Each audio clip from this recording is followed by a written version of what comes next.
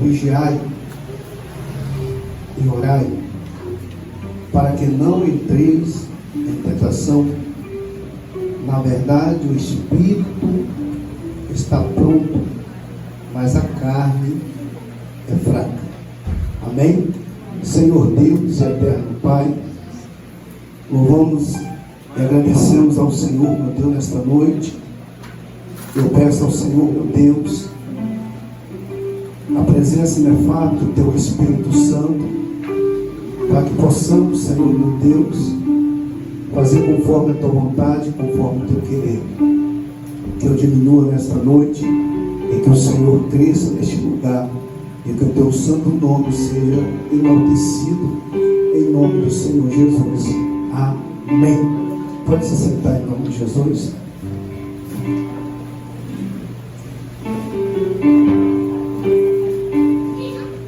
Queridos, observa que Mateus capítulo 26, versículo 36 traz a narrativa, a questão sobre a Páscoa.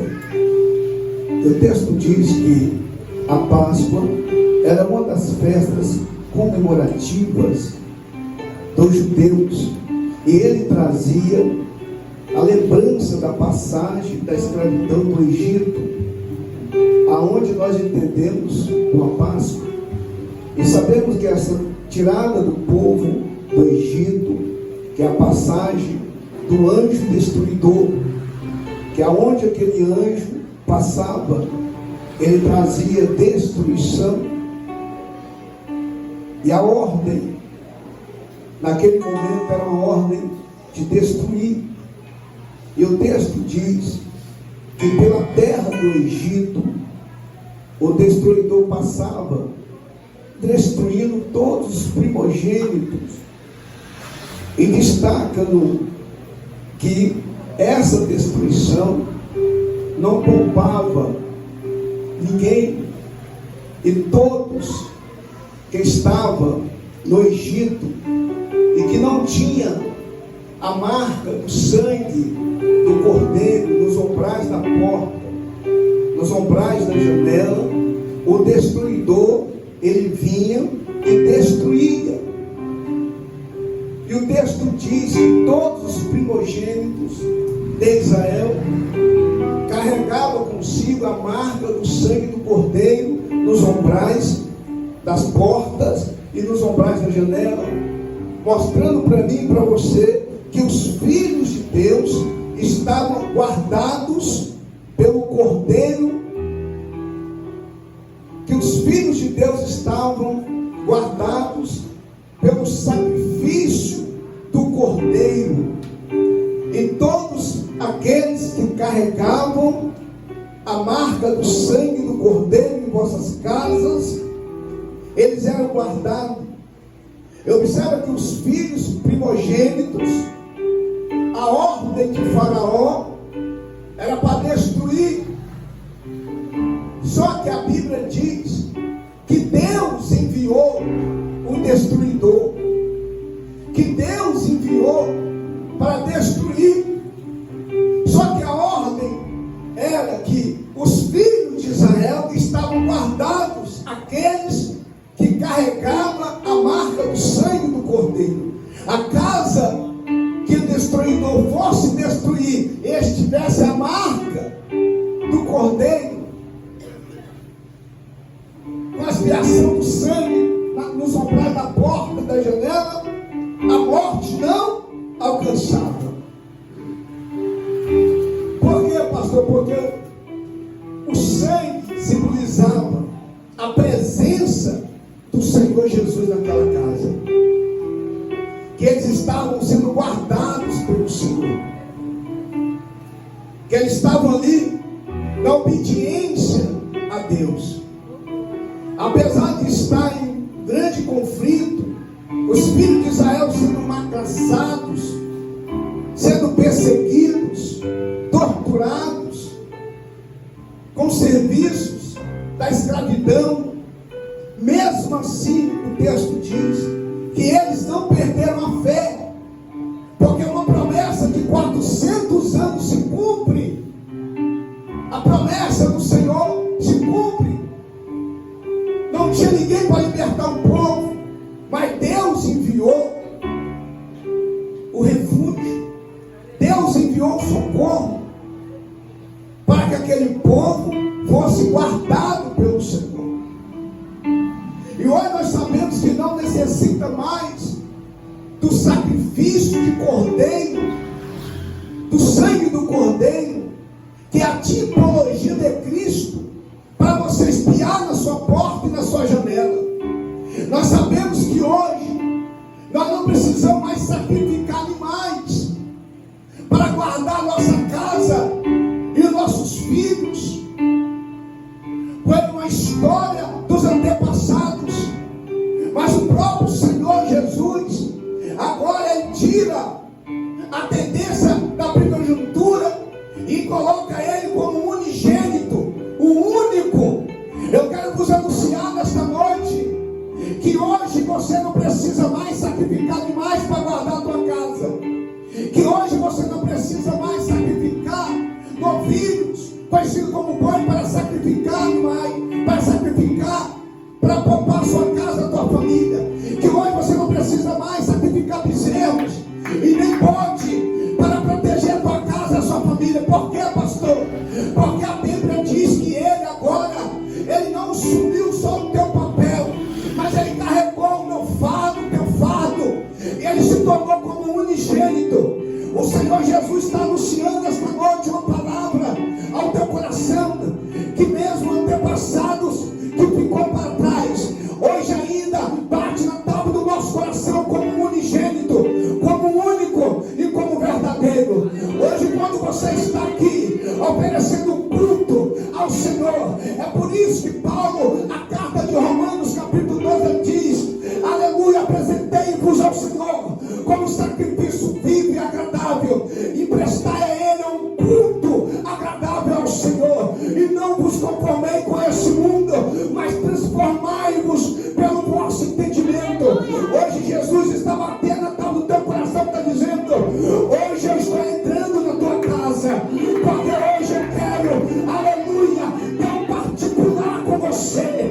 Hoje Deus está dizendo que hoje a tua casa está sendo guardada, não pelo sacrifício do bode, a tua casa está sendo guardada, não pelo sacrifício do novilho, a tua casa está sendo guardada, não pelo sacrifício do bezerro. Hoje, nesta noite, Deus está dizendo que Ele está guardando a tua casa pelo sacrifício vivo na cruz do Calvário. Ele está aqui nesta noite, e quem celebra Ele nessa cerimônia profética, nós não celebramos, aleluia, o sacrifício morto, nós celebramos um sacrifício vivo, e Ele está no nosso meio.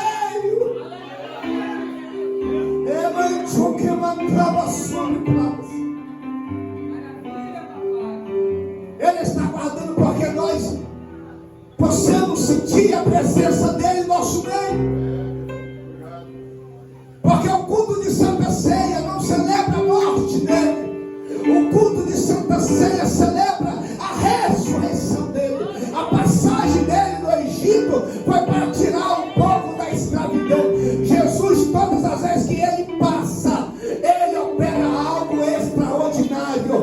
Toda vez que Jesus chega, ele realiza algo extraordinário que confunde a biologia, que confunde a ciência, que confunde os teólogos. Mas eu quero dizer uma coisa: que Jesus chegou nesta noite não foi para me confundir e nem para te confundir. Ele chegou nesta noite para mostrar para você, para mostrar para mim, que quando você adora, quando você oferece culto, quando você enaltece o nome dele, ele chega na tua casa, ele chega na tua família, ele chega na tua empresa, ele chega aonde você estiver, ele chega.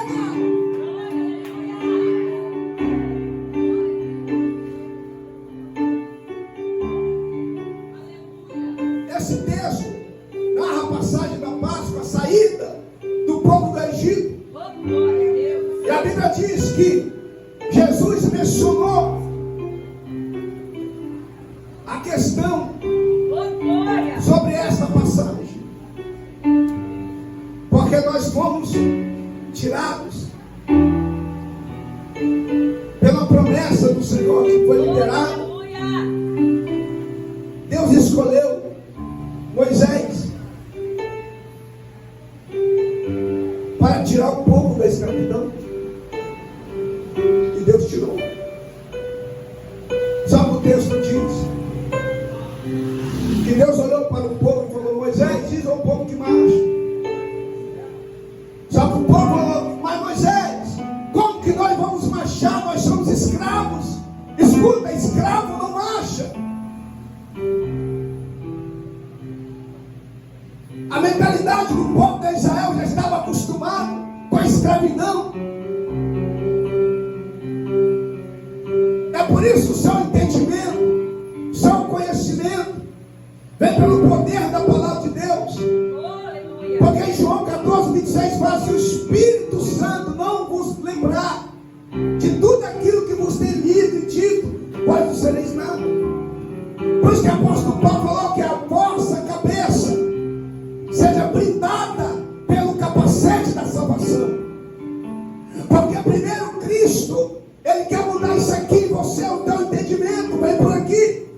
Essa metanoia, essa mente, senão todo o seu corpo se tornará escravos. Então o texto diz que Jesus chegou. Quando Deus libera a palavra para Moisés, ele diz: Moisés, porque o povo clama a mim, diga ao povo que marche. Mas para nós, escravo não marcha. Só que o Deus está dizendo que eles saíram da escravidão. Para Faraó, eles eram escravos. Para Deus, eles eram filhos. Para Faraó, eles estavam presos à escravidão. Mas para Deus, eles eram soldados. É por isso que Deus falou: marche, porque só pode marchar quem é soldado. E soldado não se rende à escravidão. Soldado, ele permanece na batalha. Ele está ali sofrendo, mas ele não desiste. Ele está ali sendo caluniado, mas ele não desiste. Ele está ali sendo perseguido, mas ele não desiste. Família sendo perseguido, ele não desiste. Ele continua marchando, porque há uma voz maior de comando, e direcionando a tua carta para ele dizendo: marcha, marcha. Você não nasceu para ser escravo, você nasceu para ser soldado de Cristo, para ser vitorioso, forte na batalha. A ordem de Deus é marcha, porque o tempo da escravidão acabou. Deus purifica todo o seu pecado. Diga: marcha nessa noite, marcha em direção à tua vitória, marcha em direção, aleluia, vai marchando, sai dessa escravidão. Se porventura tem alguém nessa noite em um estado de depressão, aleluia, pela eternidade, toda a família, dos filhos, do antepassado, Jesus está dizendo: hoje é a oportunidade de você marchar e vencer aquilo que está na tua mente, porque somente Deus pode entrar dentro do teu coração e preencher tudo aquilo que lhe falta. Jesus está dizendo: marcha, marcha, porque a vitória é grande. Marcha, se levanta, se posiciona, porque a ordem de Deus nesta noite é você se posicionar como soldado na guerra.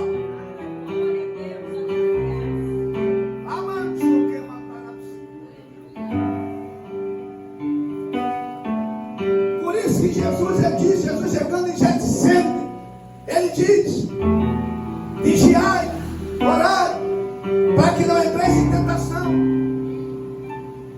Porque a carne é fraca, mas o espírito é forte. É por isso que o texto diz: esforçai-vos e tenham bom ânimo, porque eu pego pela tua mão direita e te ajudo. Mas Deus quer um posicionamento meu. Deus quer um posicionamento seu. O povo queria voltar para trás, mas Deus falou: marcha, porque o que eu tenho com você do outro lado, com esse povo, é o cumprimento de uma promessa. Muitas vezes as promessas de Deus não se cumprem em minha vida e em sua vida, Porque nós ainda não entendemos que para Deus operar algo extraordinário na sua vida, você precisa mudar essa metanoia aqui. Senão você vai viver uma vida de escravidão, de escravo a vida toda, atribuindo os efeitos da natureza, os efeitos da sociedade,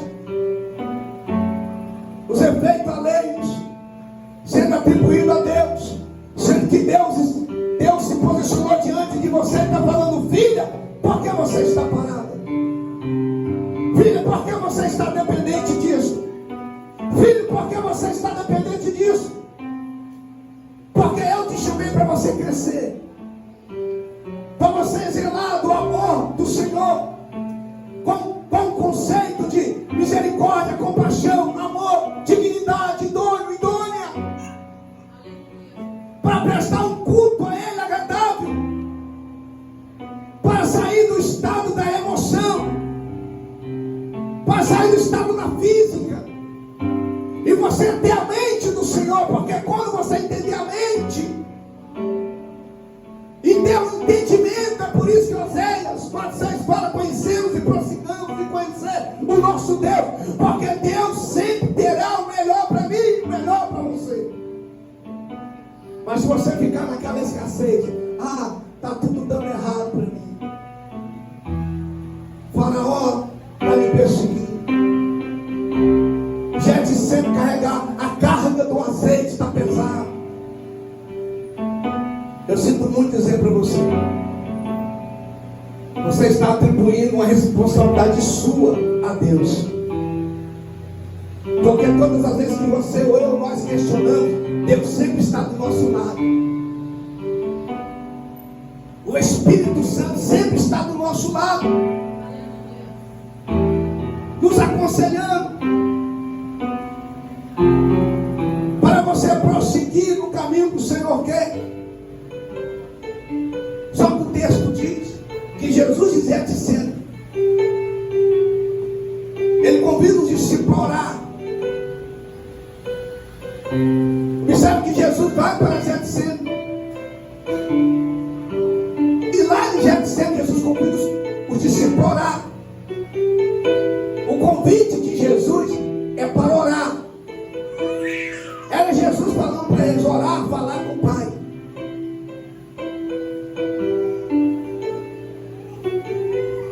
Oração é você ter ação. Porque muitas vezes você fica aqui orando, Deus me dá um milagre, Deus cura meu filho, Deus cura minha filha, Deus entra na minha casa, entra na minha família, entra na minha empresa. Aí você só fica falando, aquela repetição, e fica repetindo, mas você não tem ação. E Jesus ensinou: vem orar comigo. Chamou de vem orar. A oração é atitude. Enquanto você não tem atitude na sua oração, não vai acontecer milagre. Enquanto você não ter atitude no seu clamor, não vai ter sinais. É por isso que você vê que algumas pessoas entram e recebem, e outras entram e não recebem nada. Porque uns creem, outros não creem. Outros têm que colocar o dedo para ver se é. Por quê? Porque o foco das pessoas hoje em dia não é cultuar a Deus. O foco é a vida das pessoas que estão naquele exílio. E Jesus sempre aboliu. Jesus falou assim: olhai para Ele, que é o autor e consumador da minha fé. O meu foco, o seu foco nessa cerimônia de culto de Santa Ceia é Ele. É para Ele que nós estamos aqui. Inclusive, se não fosse o sacrifício dele, você não estaria aqui. É por isso que ele venceu a morte. É por isso que ele venceu o sacrifício de Getsemane, a prensa do azeite. É por isso que ele chamou o discípulo para orar, para ele vencer todos os trajetos e carregou sobre ele. Mas mesmo em agonia, mesmo em um culto de Santa Ceia,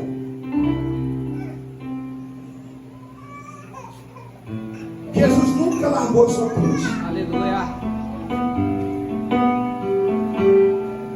Jesus nunca desistiu. Ele sempre prosseguiu o seu propósito. Deus, o Pai, deu um propósito para o Filho, para carregar a carga, o fardo da humanidade que estava perdida. Por isso que você está aqui hoje. Porque se não fosse o sacrifício dele, eu e você não estaríamos aqui. Mas o texto diz que mostra Jesus chegando com eles. Só que Jesus chega com eles, mas Jesus não chega com os 12. Pastor, mas não era 12 discípulos? Era 12, mas Jesus chega com 11. E a pergunta é, pastor, aonde está o número 12? E alguém sopra no cenário, nos fundos e fala, mestre, porventura não é Judas que está faltando entre os 12 discípulos? Porque eu tenho chegando Jesus com eles, mas não chega 12, chega 11. Pastor, e aonde está o número 12? Aí um grita no fundo, é Judas o número 12? Só que Judas não está mais com eles. Jesus está agora com os 11, mas não está mais. Por quê?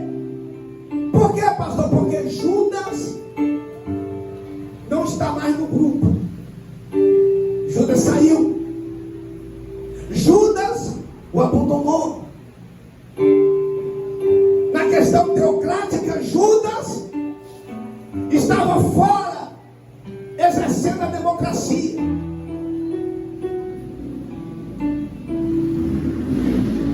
Judas estava fora dos 12, trabalhando. Porque Judas é aquela pessoa que ele se revela sozinho, não precisa ninguém chamar a atenção dele. Judas é a tipologia daquela pessoa que ele se revela sozinho, não precisa falar nada. Ele era entre os 12, não está mais entre os 12. Agora Jesus está com 11, e já dizendo, chamando o povo para orar.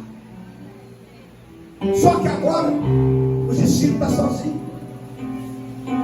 Jesus só está com os 11. Judas saiu fora. Jesus se revela para os discípulos, mostrando para eles que mesmo que Judas saiu do grupo, eles não poderiam parar de orar. Mesmo que Judas se revela e sai com o objetivo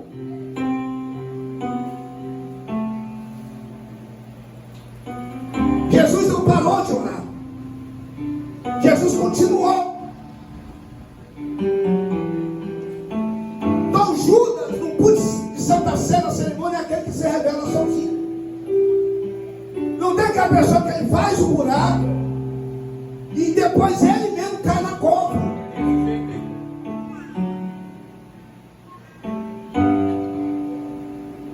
Só que Jesus falou, olha, precisamos orar.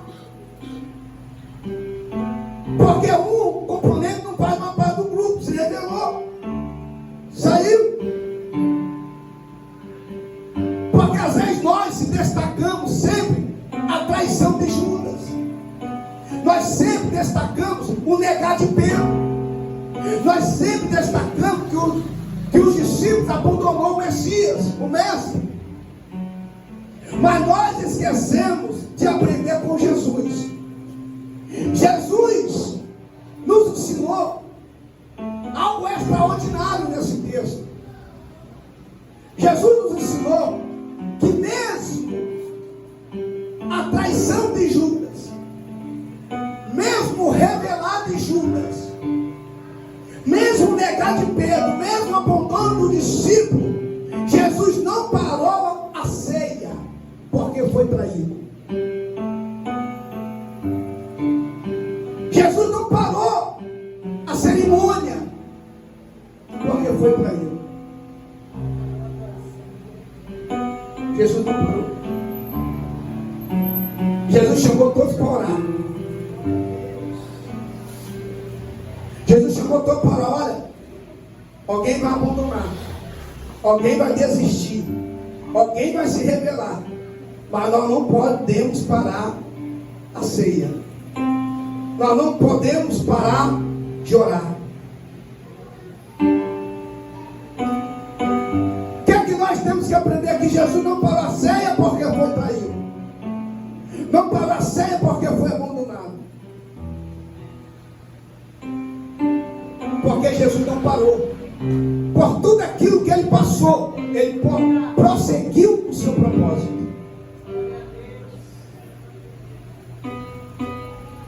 Qual é o propósito maior para mim e você?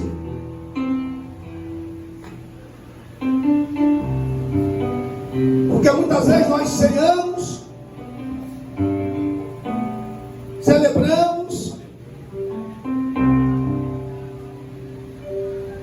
ajudamos, louvamos, oferecemos cultos a Deus, sacrifício, entrega, profetizamos, às vezes falamos alguns mistérios para a nossa própria edificação, outros entendem como línguas estranhas, uns dão uns 3 pulinhos, outros correm na igreja.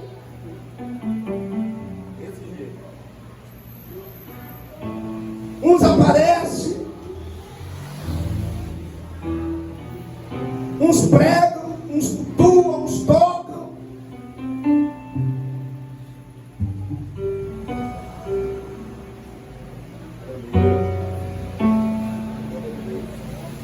Só que Jesus, ele não parou.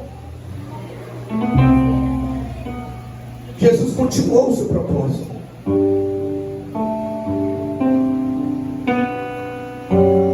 E às vezes nós chegamos no culto de Santa Ceia,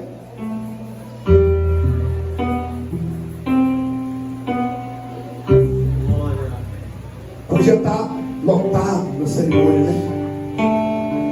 Estava cumprindo a promessa da ressurreição de Cristo. Mas não está. E às vezes nós se esforçamos para extrair tudo aquilo que está por fora.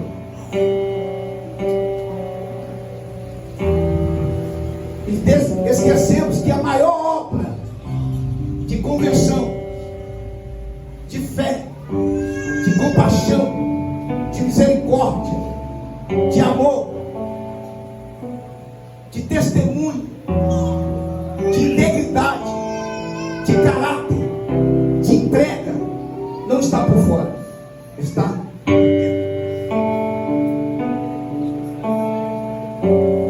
É por isso que muitas vezes você vai num culto, e muitas vezes a pessoa chega no culto e ele vê aquela presença, aquela coisa toda bonita, que alegria, meu Deus, coisa forte, maravilhosa. E quando chega lá fora, o comportamento daquela pessoa lá fora não condiz com o que ela professa e crê aqui dentro.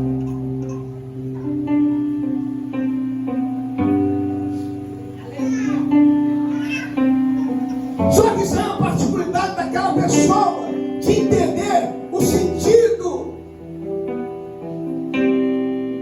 de você estar com Cristo, de estar com Ele. Deus não quer você pela metade, Deus quer o tudo que você tem. Deus não quer sua perna, o braço, o ombro, a cabeça, o tronco. Deus quer o tudo. O tudo que você tem. Só que Deus não parou. Ele continuou o seu propósito, porque tinha algo maior. O propósito é maior do que a traição de Judas. O propósito da igreja é maior.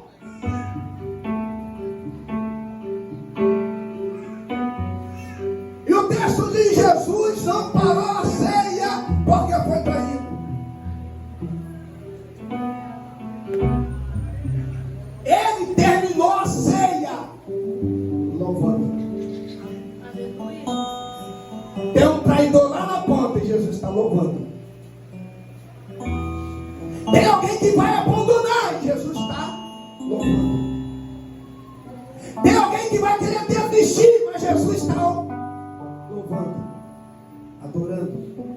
celebrando, cantando.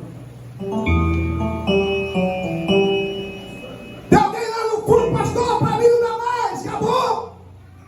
30 dias de peleja, não dá mais para mim. Chega o culto de quinta, não dá. Terça não dá, quarta não dá. Domingo, estou cansado. Não dá mais para mim.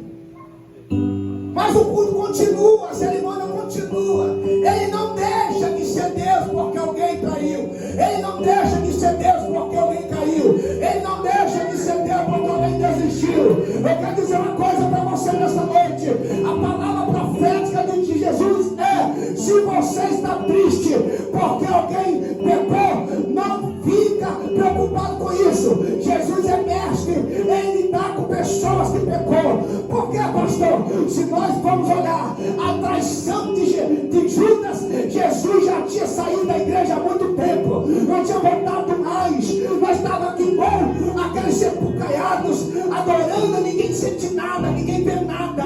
Mas Jesus não parou o propósito porque Judas traiu. Jesus continuou. Se Deus fosse parar o culto, a cerimônia, a santa ceia, o sacrifício, Jesus, quando estava na cruz, ele tinha descido da cruz e não tinha passado pelos flagelos. Pelo contrário, todo mundo crucificando, todo mundo crucificando, todo mundo cuspindo nele, todo mundo dizendo: não tem mais jeito, não tem como mais. Mas Jesus lá de cima da cruz, mesmo na cruz, Jesus olhando para baixo, o diabo olhou para ele e falou: você é Cristo, você está na cruz. Aí Jesus olhou para ele e disse: mesmo eu na cruz, eu ainda estou por cima, eu ainda estou por cima, eu ainda tenho controle, eu ainda tenho a situação na minha mão.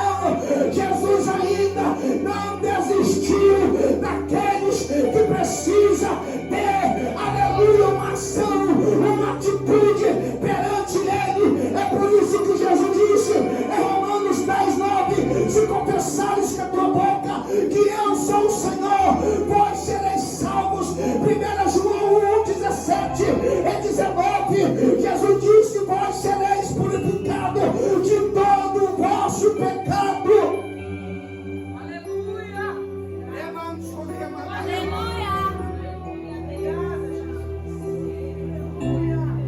Levanto que vai subir classe.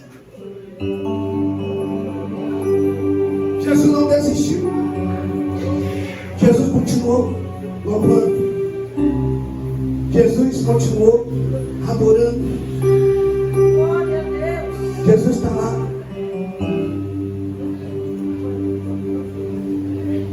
Adorando o Senhor. Confunde a adoração. Vou de Santa Ceia.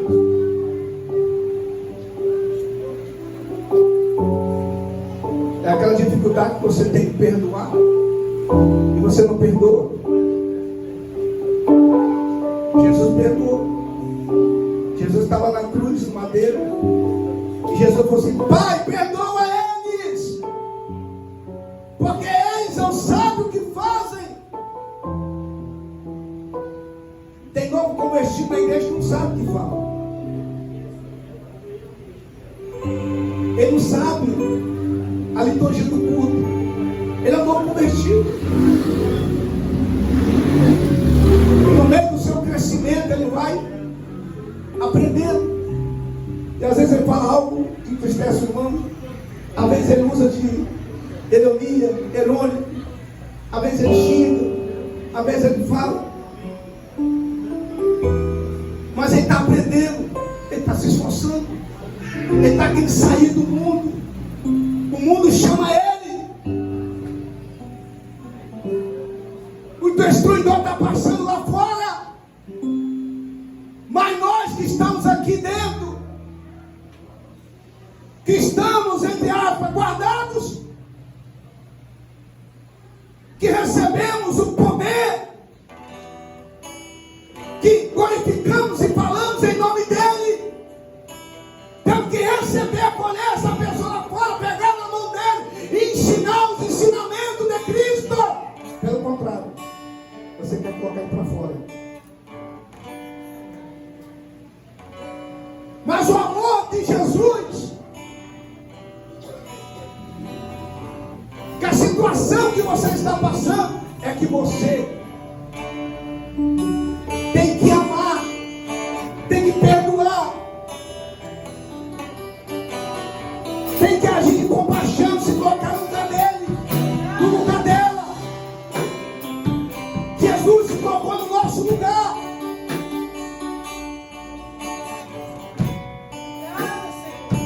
Outrora você era mentiroso, mentirosa, não tinha nada, vivia no lamaçal do pecado, cheirava, prostituía, mentia, enganava, tinha dupla personalidade. Hoje você está aqui dentro, não é para destruir o que está chegando, é para você acolher e abraçar e amar.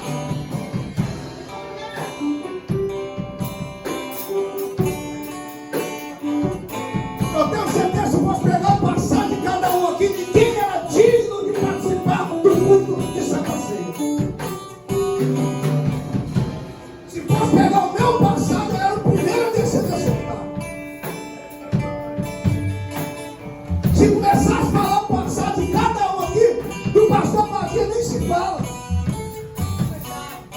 Se começar a falar o passado do pastor Matias, ela manda prender ele. Ele não é digno de ficar aqui. Se pegar o passado de alguns aqui, passados horríveis, e Jesus te perdoou, Jesus te aceitou, te lapidou, te limpou, te purificou, te lavou, te encheu, te deu uma nova vida, abriu portas para você. E como nós se reunimos, nós queremos céu só para nós. Mas Jesus falou que não. Jesus falou assim, não. Jesus continuou orando. Jesus continuou orando. Se Judas tivesse desistido, Jesus ia cumprir do mesmo jeito o propósito, mas Judas ia ser recebido. Pedro negou, mas Jesus recebeu de volta. Homens com passados errôneos. E olha que eles andavam com Jesus. Nossa crença aqui é a palavra. A palavra aqui, ó. A palavra. Porque Jesus falou, bem-aventurado aquele que não viu, mas creu nas promessas do Senhor. Ele continuou orando. Quer preparar os diáconos?